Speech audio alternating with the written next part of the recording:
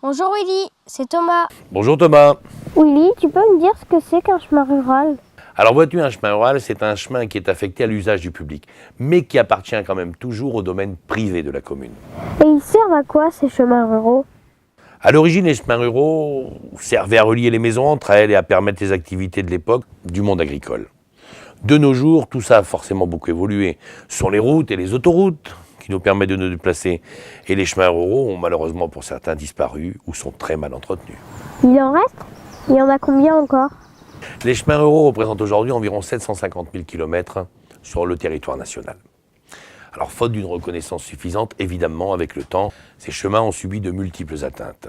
De leur disparition, souvent, à la réduction de leur emprise, malheureusement, à la seule bande de roulement. Pourtant, à eux seuls, ils forment une trame naturelle d'une richesse inestimable pour la faune et la flore.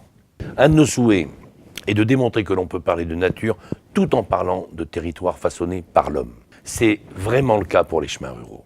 Nous voulons les voir revivre et montrer qu'avec cet exemple, exclure les activités humaines des territoires n'est pas une fin en soi.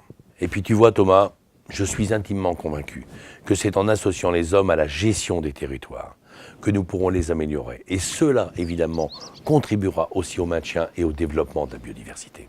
C'est pour cela que le monde de la chasse a pour volonté de coordonner les actions de restauration et surtout d'entretien de ces chemins ruraux.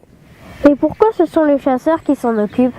Thomas, les chasseurs sont les premiers écologistes de terrain. Qui s'occupe mieux que les chasseurs des biotopes? Qui préserve au mieux les espaces et les espèces?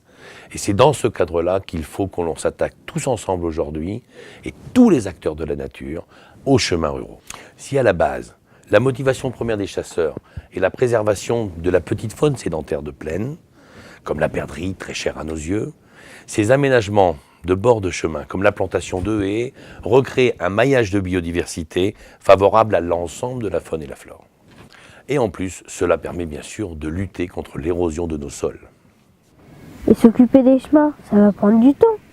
On a la passion pour cette nature, on a la passion pour ces espaces, donc du temps on en passe. Tu sais, la chasse, c'est 78 millions d'heures bénévoles en dehors de l'acte de chasse. C'est tout ce temps qu'on passe pour que la nature soit plus belle. Moi, on m'a dit que pour sauvegarder la nature, il ne faut pas que l'homme puisse y aller. Tu as raison, on a beaucoup parlé de ça. Et il s'est fait beaucoup de choses. Mais tu sais, aujourd'hui, quand on regarde un petit peu, on se rend compte quand même bien que quand on enlève l'homme d'un espace, et quand on retire la main de l'homme d'un espace, cet espace se meurt tout doucement. C'est notre fonction, Thomas. Préserver la nature, mais aussi la façonner. La vivre, mais la vivre de l'intérieur.